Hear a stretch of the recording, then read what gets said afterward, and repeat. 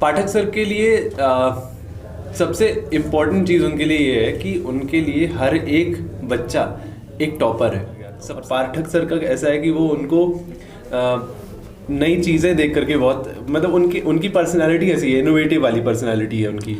तो उनको लगता है कि नए चैलेंजेस मेरे सामने आ रहे हैं तो मुझे भी बहुत अच्छा लग रहा है। और वो मेरे लिए वो बड़ा क्वेश्चन होता था, उनके पास लेकर के आता था, वो चुटकियों में उसको बता देते थे। लोगों को सपने देखने में डर लगता है। लोग ये सोचते हैं कि मैं इस छोटी सी जगह से हूँ, या मैं ये छोटा सा काम करता हूँ, या मेरे लिमिटेशंस इतनी हैं। वो लिमिटेशंस सिर्फ अपने दिमाग की होती हैं। आप जितने बड़े सपने देखोगे एक दिन वो सारे सपने सच होते हैं।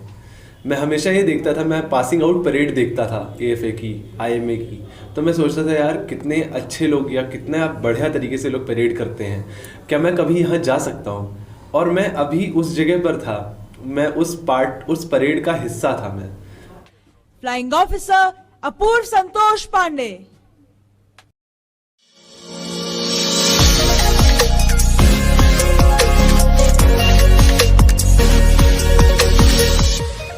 हेलो फ्रेंड्स, मैं आलोक सिंह और आज एक मुलाकात में हमारे पास हैं दस्तक के रियल हीरो अपूर्व संतोष पांडे, जिनके बारे में हम जितनी तारीफ करेंगे उतनी कम है, क्योंकि इस मेरे स्टूडेंट ने वो कमाल का परफॉर्मेंस किया है।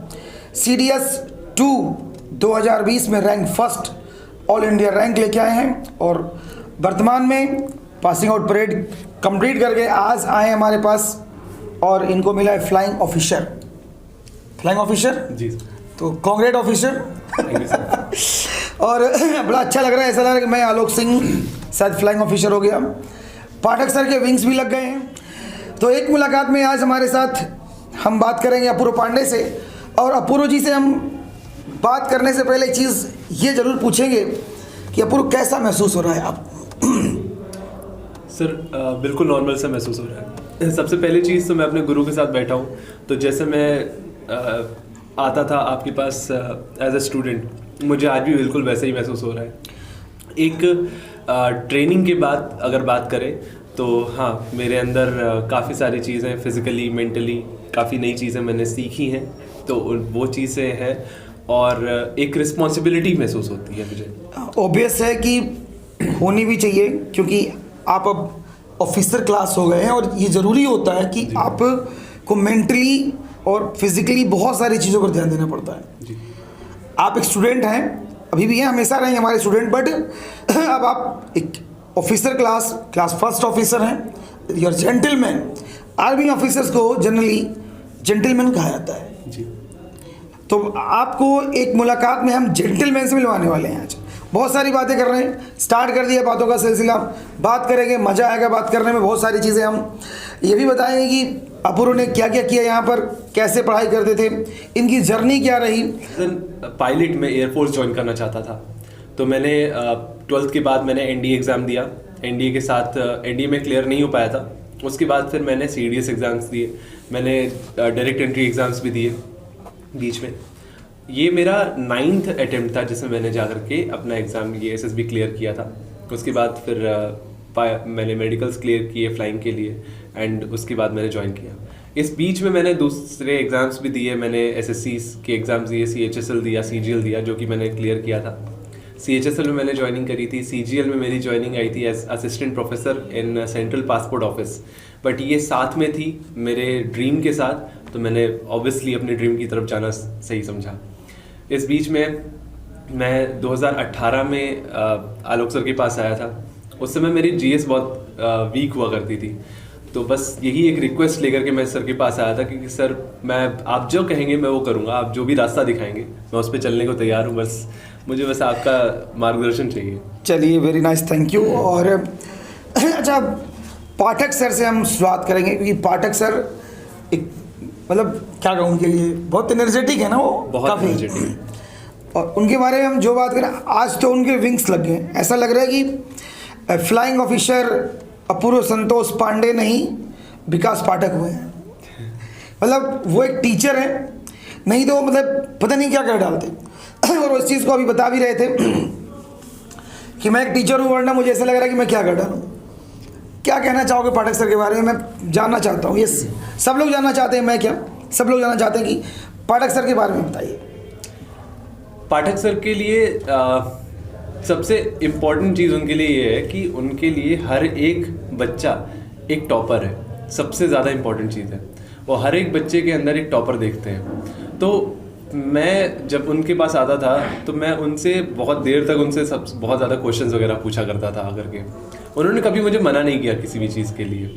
वो एक्स्ट्रा दूसरे बैच के टाइम पर भी मुझे बैठ करके क्वेश्चंस बताने के लिए रेडी रहते थे।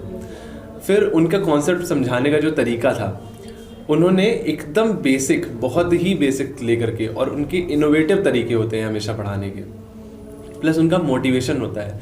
उन्होंने अपनी लाइफ में ही इतनी सारी चीज़ें कर रखी हैं कि अगर कोई इंसान देख करके ये सोच रहा है कि मैं इतना करता हूँ और फिर उसके बाद मैं जो है फिर भी मेरा नहीं हो रहा है, Yes. तो उनकी लाइफ को देखना चाहिए एक बार। उन्होंने बहुत कुछ किया है और बहुत कुछ उनकी लाइफ की जो एक्सपीरियंसेस हैं, उनकी लाइफ के जो अचीवमेंट्स हैं, वो इतने ज़्यादा इंस्पायरिंग हैं कि उनको देख करके कोई इंसान कभी कम मोटिवेटेड रह ही नहीं सकता। मैं क्लैप करूंगा, रियल में जो बातें इन्होंने कही हैं मिस्टर विकास पाठक के लिए एकदम हूबहू बिल्कुल सही है। एक लाइन है कि उड़ान वालों उड़ान पे वक्त भारी है, उड़ान वालों उड़ान पे वक्त भारी है, अब की परों की नहीं हौसलों की बारी है। मैं कतरा होके तूफान से जंग लेता हूँ, मुझे बचाना समंदर की जिम्मेदारी है। और रियल में जो हीरोज़ होते हैं वो हीरो ऐसे नहीं बनते हैं, ऐसा है कि नहीं? यस। हीरो बनने के लिए बहुत कुछ तपाना पड़ता है, बहुत कुछ करना पड़ता है। और मैं आपसे जो इस बच्चे के बारे में बताना चाहूँगा कि अपूर्व क्लास भी करते थे, ट्यूशन भी पढ़ाते थे जी। और अप्रेंटिस भी करते थे। मतलब एक साथ इस बच्चे के पास बहुत सारे काम थे। उसके बाद भी इतना लगन, इतना स्टडी, इतना कॉन्टिन्यूटी के साथ पढ़ना, फिर वो उस अपने एम को बिल्कुल फोकस करना, अर्जुन की तरह कि केवल मुझे मछली की आंख ही दिखाई दे रही है। उस चीज को लेकर के जो डिटर्मिनेशन था वो आज पूरा होते दिख गया है। तो अपूर्व से ही मैं पूछना चाहूँगा कि अपूर्व, जब आप मैथमेटिक्स यहाँ पढ़ने के लिए आते हैं, किसी चीज़ के बारे में बहुत ज़्यादा बात तो मैं नहीं करूँगा क्योंकि जब एक ब्रिलियंट टॉपर स्टूडेंट बैठा हो तो मुझे उसके बारे में सब कुछ पता है, लेकिन मैं इनके माध्यम से आपको बताना चाहूँगा कि पाठक सर का मैथमेटिक्स वगैरह जिस तरह से उन्होंने पढ़ाया, हालांकि हम डिफेंस नहीं पढ़ाते हैं, लेकिन हम डिफेंस में सिलेक्शन जरूर दे देते हैं, मेरी गारंटी है।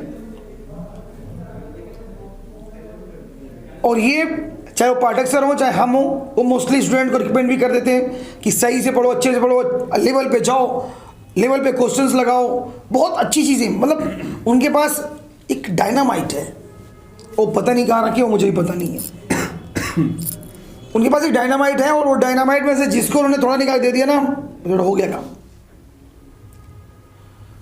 तो अपूर्व, मैथ्स के लिए कितना टाइम मिलता था आपके लिए? इतना सारा वर्क करते थे आप, ट्यूशन भी पढ़ाना था, मुझे पता है कि 10 बजे रात में आप घर पहुंचते थे, इतना मुझे पता है क्योंकि पर्सनली मुझे अपूर्व से बहुत सारी बातें होती रहती हैं, आज भी होती रहती हैं। एज ए स्टूडेंट और एज अ फ्रेंड दोनों ही मैं इनके साथ हूँ। तो मैथमेटिक्स के लिए बताइए मुझे कि मैथ्स के लिए कितना टाइम मतलब ये होता था? सर, जब मैं क्लास में आता था तो उस समय मैं सिर्फ नए कॉन्सेप्ट देखने के लिए आता था। तो जो सर ने नए कॉन्सेप्ट बताए, अब उसके अलावा मैं जो भी काम कर रहा हूँ उस बीच में मेरे लिए सबसे पहले रहता था, मेरा पढ़ाई प्राइमरी है, तो जहाँ पर भी मैं टाइम चुरा सकता हूँ मैं उस समय टाइम चुरा करके अपने एक रजिस्टर अपने साथ रखता था और उसी समय मैं मैथ लगाता था। क्या बात है! तो प्राइमरी पढ़ाई थी मेरी। आप समझ रहे हैं ना कि जब आप पढ़ाई को प्राइमरी मानेंगे तभी आप कुछ कर पाएंगे। सेकेंडरी आप पढ़ाई को रख करके सिलेक्शन नहीं ले सकते। अच्छा पूर्व, CDS आप अब तो टॉप कर गए, अब सिलेक्शन में है, जॉब में है, ऑफिसर हैं। वो वाक्य मुझे जो इसने बताया एक दिन मेरे को कि मैं सर ज्योग्राफी कहता रहा और ज्योग्राफी जब पढ़ना स्टार्ट किया बीच में तो सिलेक्शन हो गया मेरा, और उस चक्कर में 2 बार बायोलॉजी पढ़ गया 3 बार बायोलॉजी पढ़ गया। लेकिन अल्टीमेट मैं ये कहूँगा कि इस बच्चे ने डिटर्मिनेशन दिखाया, मेरे से जुड़ा ही रहा। कोई वाकया मुझे बता सकते हो जो क्लास में कभी हुआ हो पाठक सर के, मेरे तुम्हारे यूनिट में? वहाँ तो बहुत सारे वाक्य हुआ करते हैं। वह तो ट्रेनिंग पीरियड तो ऐसा होता है कि उसमें पूरा सीखने के लिए, और हर दिन एक कहानी होती है हमारे पास, हर दिन के लिए कुछ ना कुछ होता ही है।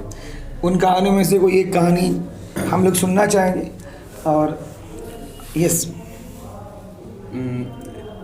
एक बार की बात है कि अभी जब ये हुआ था कि मेरा मेडिकल था, जब मैं मेडिकल्स के लिए जाने वाला था अपने एग्ज़ाम के, तो उस समय पर मैं पोस्टेड था, मैं एक ऑडिट पर गया हुआ था। तो ऑडिट पर हुआ ये कि हमें जाना था, तो जाने से पहले हमें RT-PCR कराना था, और RT-PCR अगर कोविड नेगेटिव आएगा तो ही हम वहाँ पर रिपोर्ट कर सकते थे। और 2 दिन पहले मैंने RT-PCR कराया, एंड एक दिन पहले जिस दिन मुझे शाम को निकलना है, सुबह मेरी कोविड की रिपोर्ट नेगेटिव आ गई। तो उस समय पर मैं थोड़ा सा शॉक्ड हो गया था, क्योंकि शाम को मुझे जाना था, शाम की मेरी ट्रेन थी, और अभी मेरी कोविड की रिपोर्ट पॉजिटिव है। तो ये एक चैलेंज था मेरे सामने। पर उस समय ऐसा भी हो रहा था कि कुछ मेरे दिमाग में मुझे एक पॉसिबिलिटी भी लग रही थी कि कुछ रिपोर्ट्स गलत भी आ जा रही हैं। तो मैंने यही मान लिया कि मेरी रिपोर्ट गलत है, तो मैं इसको फिर से टेस्ट करवाऊँगा। और फिर मैं वापस आया, अपने एक बड़े शहर में आया, वहाँ पर आकर के एक अच्छे हॉस्पिटल से मैंने फिर से टेस्ट करवाया उसको, और अपनी तरफ से जो मैं कर सकता था मैंने सारे एफर्ट्स दिए। उसके बाद मुझे रात में 3 बजे के लगभग मेरी रिपोर्ट नेगेटिव आ गई। क्या बात? फ़ोन पर। तो जब मेरी रिपोर्ट नेगेटिव आई, मैंने ट्रेन कैंसिल कर रखी थी, और फिर मैंने उसी समय मैंने तुरंत फ्लाइट करी, और फिर मैं मेडिकल्स के लिए गया नेगेटिव रिपोर्ट लेकर के। ये तो इत्तेफाक वाकया है बड़ा, कि भाई पॉजिटिव सुबह, शाम को नेगेटिव। ऐसा बहुत लोगों के साथ हुआ है, केवल अपूर्व के साथ नहीं। मेरे इतने जानने वाले हैं, और उन जानने वालों में पता लगा कि आज कोविड की पॉजिटिव आ गई है, और फिर 2 दिन बाद कराया है तो नेगेटिव आ गई है। ये मुझे भी आज तक नहीं समझ में आया कि ये क्या सीन रहा, पॉजिटिव नेगेटिव, नेगेटिव पॉजिटिव। खैर एनीवे, अच्छा अपूर्व, कोई यूनिट की ऐसी घटना जो कभी सोच कर भाई हंसी आती हो? हालांकि मुझे नहीं लग रहा है कि इतना टाइम मिलता हो कि आप वहाँ पर इन सारी चीज़ों को कर पाते हो, लेकिन फिर भी मैं तो फौज का मतलब मौज मानता हूँ, और देश की सेवा सबसे बड़ी सेवा है, उससे बढ़कर कुछ भी नहीं है जी। तो उसके लिए तो कुछ भी मैं कह ही नहीं सकता, कोई वर्ड ही नहीं है, क्योंकि हमारे डैडी भी आर्मी ऑफिसर से रिटायर्ड हैं, तो मुझे पता है क्या चीज़ें होती हैं। तो अपूर्व से पूछना चाहूँगी, वहाँ पहुँच करके अब कैसा महसूस हो रहा है कि हम देश सेवा कर पाएंगे, और वहाँ से क्या मैसेज आप देना चाहेंगे स्टूडेंट्स के लिए? एक किस्सा है वहाँ का। जनरली क्या होता है कि हमें फ़ौज में टाइम मैनेजमेंट सिखाया जाता है। तो टाइम मैनेजमेंट में का एक्चुअल मतलब ये होता है कि हमारे पास बहुत सारे टास्क रखे जाते हैं। सुबह से लेकर शाम तक हमारे पास बहुत सारे एंगेजमेंट्स होते हैं, उनमें हमें जाना है और उन चीज़ों को करना है, उन सारे टास्क को, जिससे कि और हमें बीच का टाइम कम दिया जाता है। अब वो टाइम हमें अपने काम के लिए मैनेज करना है, हमें अपने पर्सनल कुछ भी काम करने हैं। तो एक बार ऐसा था कि हमारा एक एग्ज़ाम था, और उसके जस्ट एक दिन पहले मैंने सोचा कि अभी तो मैं पढ़ाई कर नहीं पा रहा हूँ, एक दिन पहले वाले दिन तो मैं पूरा दिन बैठ करके सिर्फ पढ़ाई करूँगा। और उस दिन मुझे बहुत सारे टास्क दे रखे थे सुबह से शाम तक। शाम के टाइम पर अचानक से अनाउंस हुआ कि हमारे एक चीफ गेस्ट आ रहे हैं, और उनका एक लेक्चर है लीडरशिप के ऊपर। तो लीडरशिप के ऊपर वो लेक्चर लेने के लिए सबको बोला गया, सारे ऑफिसर्स वहाँ पर मिले, और कैडेट्स को बोला कि ठीक है तुम लोगों को भी जाना है। हमें टाइम दिया गया 6:30 बजे का। तो अब मेरा क्या था कि मैं हमेशा टाइम पर पहुंचता था हर जगह, तो मैं टाइम पर पहुंच गया। और लेकिन मेरे दिमाग में एक ये भी चल रहा था कि यार अगर ये लेक्चर लेने बैठ गया तो अब एग्ज़ाम की प्रिपरेशन तो रह गई, फिर एग्ज़ाम तो प्रिपेयर कर नहीं पाऊंगा। तो मैं पहुंचा, अब हमेशा की तरह आगे आगे पहुंचा, और शुरू के जो 10 लड़के पहुंचे उनको अंदर बैठाया गया, और पीछे जो धीरे धीरे आ रहे थे उनको बोला ठीक है जगह भर गई है, अब आप लोग वापस जा सकते हो। और वो सारे के सारे चले गए वापस आराम से घर। अब मैं वहाँ पर फंस गया। मैं सोच रहा हूँ कि ठीक है चलो लेक्चर तो चल रहा है, पर ये टाइम मैं अभी कल का मेरा एग्ज़ाम प्रायोरिटी है, वो एग्ज़ाम की मैं प्रिपरेशन कर सकता था।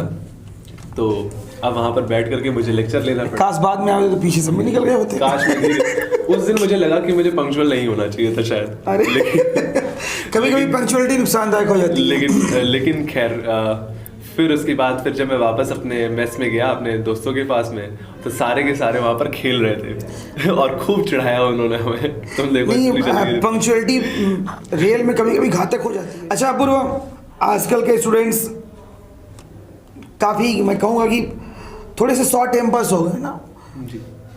मतलब उनका जो क्या उसको बोलते हो, Patience। हाँ, थोड़ा सा भटक गया है। क्योंकि जब आप लोग पढ़ते थे तो इतना मोबाइल नहीं था, याद करो जी 2018 में कहाँ मेरे मोबाइल, पास उस समय मोबाइल हुआ करते थे, बट मैंने नहीं रखा था अपने पास। तुम्हारे पास कीपैड मोबाइल तो मुझे आज भी याद है। और एक चीज़ कि इतना डिस्ट्रक्शन हो गया है ना, मतलब डिस्ट्रैक्ट हो गया लड़का कि यूट्यूब खोल लेगा, क्लास इनकी चल रही है उनकी चल रही है, सब देखेगा। अच्छा, इसी कॉन्सेप्ट क्लियर नहीं हो पाते। जैसे अभी एक बच्चा बोल रहा था मैं यूट्यूब से पढ़ लेता हूँ। यार यूट्यूब से पढ़ना होता ना कुछ भी तो शायद यूनिवर्सिटियाँ बंद कर दी जाती जी। अब क्लास आते हो ना, मतलब तो आप फिजिकली आते हो सामने, चाहे वो मैथ की आ जाओ, चाहे जीएस की आ जाओ, चाहे रीजनिंग की आ जाओ, इंग्लिश की आ जाओ, कोई भी क्लास आप जाते हो, आप जाओ, कोई दिक्कत नहीं है। जी। फिजिकल में क्या होता है कि आप टीचर के फेस टू फेस रहते हो। आप अगर 1 आवर या 2 आवर पढ़ने जाते हो तो आपका 1 आवर और 2 आवर वो जाता है उसके लिए। जी। लेकिन अगर मैं मोबाइल पे पढ़ना स्टार्ट करता हूँ 1 आवर या 2 आवर, तो ये जरूरी नहीं कि मैं पढ़ूंगा ही, मैं बंद करके रख दूंगा। हो सकता है कोई मैडम की वीडियो देखने लगा मैं, जी। कोई और वीडियो देखने लगा मैं, कोई मूवी देखने लगा मैं, जी। ये होता है। तो आज की जो पर्सनैलिटीज़ हैं, आज के जो लड़के हैं, उनके लिए क्या कहना चाहोगे? अच्छा, और एक और रीज़न है, सबसे बड़ा इम्पैक्ट इसका ये है कि आपके बेसिक क्लियर नहीं हो पाते हैं। नहीं हो पाता सर, क्योंकि आपने किताब पढ़ना छोड़ दिया, आप पीडीएफ की बात करते हो। पीडीएफ दे दो, अरे भाई पीडीएफ से क्या करना है? आप पीडीएफ कितना पढ़ लेते हो? पीडीएफ ऐसे पड़ी रहती है, नहीं पढ़ पाते। पीडीएफ सिर्फ फोन का स्पेस भरने के लिए होता है। बस। बुक्स बहुत बेस्ट होती है, बुक्स आपके लिए बहुत अच्छी होती है, क्योंकि आप वहाँ जूझते हैं, वहाँ लिखते हैं, वहाँ पढ़ते हैं, उसे इंगेज होते हैं। जी। तो अपूर्व, आगे और वार्ता करते हैं। अच्छा, कभी ऐसा तो नहीं कि तुम्हारे समय पाठक सर ने तुमको पीटा इटाओ मारा रहा हो? कभी ऐसा हुआ? कभी ऐसा नहीं हुआ। कभी ऐसा नहीं हुआ? कभी नहीं, क्योंकि उनको बहुत अच्छा लगता था जब मैं उनके पास बहुत सारे क्वेश्चंस लेकर के आता था, और हर बार कुछ अलग लेकर के जाता था मैं उनके पास। तो मतलब जो बताते थे वो तो मुझे समझ में आता ही था, लेकिन मैं ढूंढने की कोशिश करता था कि मुझे सीजीएल में 200 में 200 लेकर के आना है, ये मैं टारगेट सर को बोला था, सर बस यही करना है। और सर का बस ये भरोसा था कि हाँ ठीक है तुम कर लोगे और तुम सही डायरेक्शन में मेहनत कर रहे हो। तो उनको अच्छा लगता था कि मैं उनके पास नए तरीके के क्वेश्चन लेकर के आता हूँ। और पाठक सर का ऐसा है कि वो उनको नई चीज़ें देख करके बहुत, मतलब उनकी पर्सनैलिटी ऐसी है, इनोवेटिव वाली पर्सनैलिटी है उनकी। तो उनको लगता है कि नए चैलेंजेस मेरे सामने आ रहे हैं तो मुझे भी बहुत अच्छा लग रहा है। और वो मेरे लिए वो बड़ा क्वेश्चन होता था, उनके पास लेकर के आता था, वो चुटकियों में उसको बता देते थे, कुछ ना कुछ ऐसे छोटी सी बता देते थे, तुरंत हो जाता था वो। तो ये चीज़ तो पाठक सर के लिए रियल में बहुत ज़बरदस्त है। वो हमेशा इनोवेटिव कुछ ना कुछ ढूंढते ही रहते हैं। आज भी वो क्वेश्चन खुद बनाते हैं कभी कभी बैठ करके, मैंने देखा है जी। जबकि मुझे मैथ बिल्कुल नहीं आती है, लेकिन मैंने कई बार देखा है कि क्लास होने से 2-3 घंटे पहले टाइम लगा तो उन्होंने क्या किया, क्वेश्चन लिखना स्टार्ट किया, टाइप करने लगे, बुला के बैठा टाइप करो क्वेश्चन ही। ऐसे बहुत सारे वाक्य हैं, बहुत सारी चीज़ें हैं। और पाठक सर के साथ अगर आप हो तो आपको एनर्जी लेवल कोई डाउन नहीं मिलेगा कभी नहीं। बंदा 7 बजे आता है, रात 11 बजे आता है। मैं बोलता हूँ 10 साल से मैं देख रहा हूँ, 10 ईयर साथ में हम लोग हैं। जी। जो हमारी दस्तक कोचिंग खुली थी 22 तारीख को, आपके पास अगर थोड़ा भी टाइम हो तो 22 को आना, क्योंकि 22 को 10 साल आपकी कोचिंग ने पूरा कर लिया। जी। 22 दिसंबर। 22 दिसंबर। यस। तो अगर आप यहाँ हो तो 5 मिनट के जरूर आ जाना, मेरी रिक्वेस्ट है, हाँ सर, बिल्कुल। है ना? क्योंकि मैं चाहता हूँ कि अगर आप आ जाओगे तो थोड़ा अच्छा लगेगा, और क्योंकि वो एक फंक्शन है। जी। ठीक है, तो मैं अपूर्व को आप लोगों की तरफ से भी इन्वाइट कर दे रहा हूँ और खुद भी इन्वाइट कर रहा हूँ कि 22 दिसंबर को आए, 5 मिनट के लिए आए, क्योंकि अभी सारा टाइम मेरे को दे दिया इसने। ठीक है, बहुत सारे रिलेटिव्स हैं, बहुत सारे फ्रेंड्स हैं, सबकी चाहत होती है। अभी इनको वीरेंद्र स्वरूप से इन्होंने पढ़ा हुआ है जी। वहाँ भी जाना कि हुआ है, वहाँ जाना है सर, जाना है। ठीक है, तो वहाँ भी जाना है कि वहाँ भी कितना टीचर को अच्छा लगा कि मेरा पढ़ाया हुआ स्टूडेंट है। जी। जितना अच्छा हम लोगों को लग रहा है ना, मतलब उससे ज़्यादा अच्छा उनको भी लगेगा। ये मेरे छोटे से देखा इसको मैंने, जी।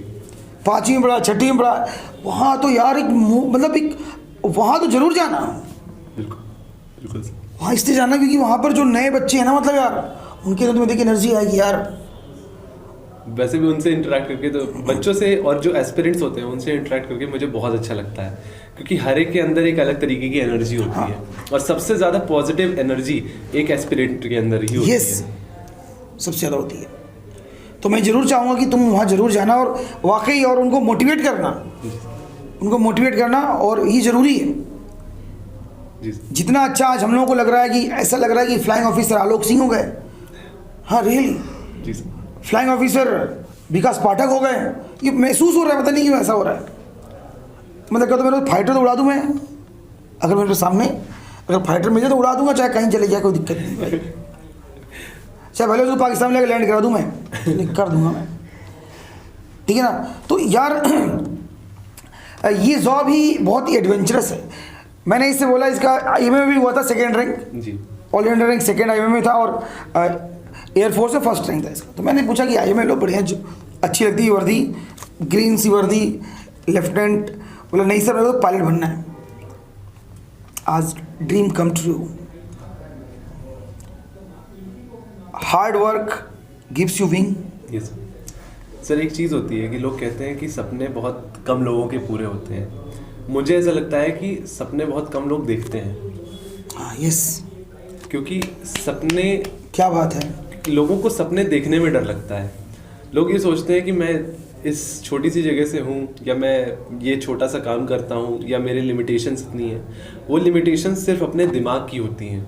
आप जितने बड़े सपने देखोगे, एक दिन वो सारे सपने सच होते हैं। मैं हमेशा ये देखता था, मैं पासिंग आउट परेड देखता था एएफए की, आईएमए की, तो मैं सोचता था यार कितने अच्छे लोग, या कितने बढ़िया तरीके से लोग परेड करते हैं, क्या मैं कभी यहाँ जा सकता हूँ। और मैं अभी उस जगह पर था, मैं उस परेड का हिस्सा था मैं। तो उस समय जब मैं परेड कर रहा था तो मुझे वो वही याद आ रहा था कि हाँ मैं भी देखा करता था ये। क्या बात है। मैंने एक दिन, कल मैंने पूरी वीडियो चलाई थी, 3 घंटे कुछ मिनट की वीडियो है वो, जी और सुबह 8 बजे से लेकर के वो 11, साढ़े 11, 12 बजे तक वो चलती रही परेड मेरे स्क्रीन पर, जी सर, डिजिटल बोर्ड पर पूरा मैंने चला दिया, लड़के देखते रहे।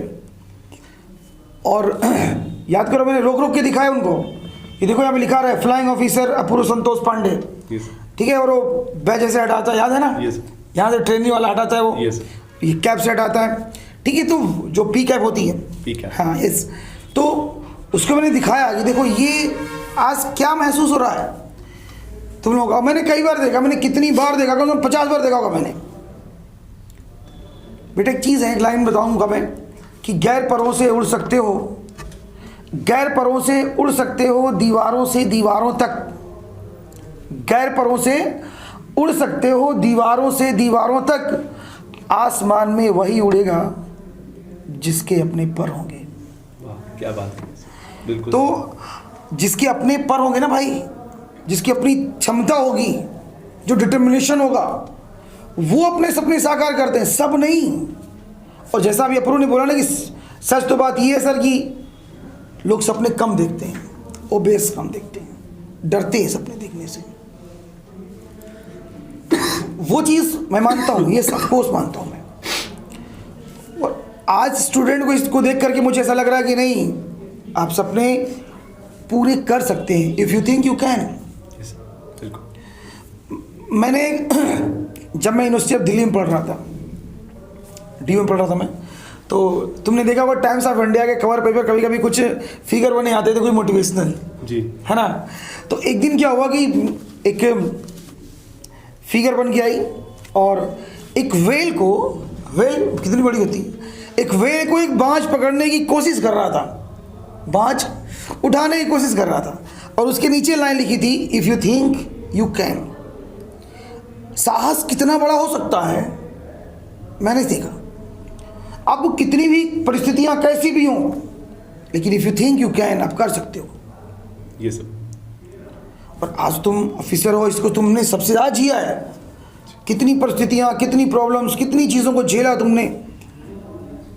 कोई अपूर्व किसी इंडस्ट्रियलिस्ट के बेटे नहीं है, किसी आईएएस ऑफिसर के बेटे नहीं है, एक सामान्य फैमिली से आते हैं और आज यहाँ पर बैठे हैं। तो इसका मतलब क्या है कि जो टैग होता है ना, वो आदमी खुद बनाता है। जी। जो ब्रांड होता है ना, वो आदमी बनाता है, उसे कोई दे नहीं सकता, वो किसी से मतलब नहीं, वो आपके पूर्वज या कोई आपको देता नहीं है, ब्रांड आप खुद बनते हो। और आज तुम ब्रांड हो, यस मैं कह सकता हूँ मेरा स्टूडेंट ब्रांड है, ही इज, उसने किया है। अपूर्व, तो घर में कैसा माहौल? अब तो बड़ा, कल मैंने अंकल से बात किया था, काफ़ी लंबी बात हुई थी, कौन सा 15-20 मिनट बात किया था मैंने अंकल से। अंकल भी कह रहे थे बड़ा अच्छा लग रहा है, बढ़िया लग रहा है। मैंने कहा अपूर्व से ही पूछूंगा मैं कि अब कैसा महसूस हो रहा है।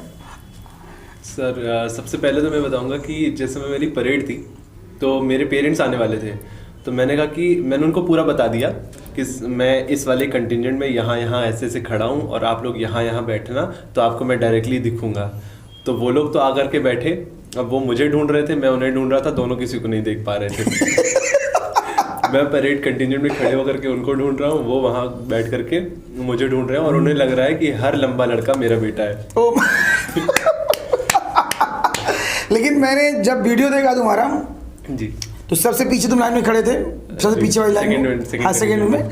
तो मैंने लड़कों से बोला देखो ये अपूर्व है, हाँ। बोला सर कैसे? बोला इसकी नाक लंबी है ना सबसे, ये अपूर्व है।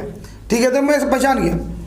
ठीक है, तो आज अंकल बता रहे थे कि सर मैं क्या बताऊं कि कितना मुझे प्राउड फील हो रहा है, वो मैं बता नहीं सकता। मैं समझ गया मैं समझ गया एक पेरेंट के लिए कितना प्राउड मोमेंट हो सकता है ये, क्योंकि हमें जब एहसास हो रहा है तो आपको तो हो ही रहा होगा।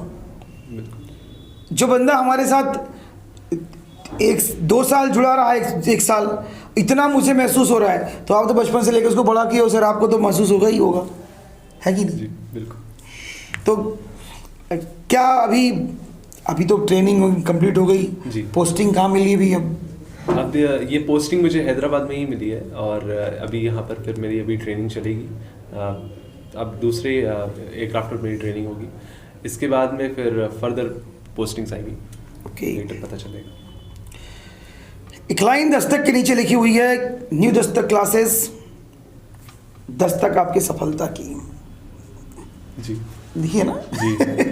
वो हमारे क्लास के हमारे कोचिंग की टैग लाइन है, और रियल में वो टैग लाइन हम लोगों ने ऐसे नहीं लिखवाई है। आप मेहनत ईमानदारी से करने की गारंटी दो, हम आपके सफलता की गारंटी देंगे। और हम केवल सिलेक्शन नहीं देते हैं, हम रैंक देते हैं, हम रैंक देते हैं। और अभी रियल में बताऊं तो बहुत सारे स्टूडेंट यूपीएसआई में 58 रैंक, 27 रैंक, 127 रैंक, बहुत सारे बच्चे हैं, 20 सिलेक्शन हमने और दिए। ऐसे बच्चे जो 58 रैंक एसएससी जीडी में लेकर आए बच्चा, और भी बहुत सारे। एक लड़का एक दिन और आया था, राहुल यादव, जिसका नाम था, उसने 424 रैंक लेके आया, वो ऑल इंडिया रैंक 2018, उसका ज्वाइनिंग अभी हुआ 2022 में हुआ जी CHSL में। तो ऐसे ही ऐसे हैं, आप भी कर सकते हो, यू कैन डू इट। अपूर्व से आज की एक मुलाकात में बस इतना ही रखते हैं, फिर कल किसी और से मिलेंगे, शायद आप ही हो, अच्छा लगेगा, नेक्स्ट यू। इसी शुभकामनाओं के साथ हम इसको आज यहीं समाप्त करते हैं। थैंक यू सो मच, जय हिंद। अपूर्व, फ्लाइंग ऑफिसर अपूर्व पांडे के साथ मैं आलोक सिंह, इनका गुरु, इनका टीचर, इनका मेंटर मैं भी हूँ, और मिस्टर विकास पाठक सर भी हैं। दोनों लोग हैं, दोनों का आशीर्वाद हमेशा इस बच्चे पर है, हमेशा रहेगा, और बहुत सारा प्यार, बहुत सारा आशीर्वाद and congrats. Thank you so much.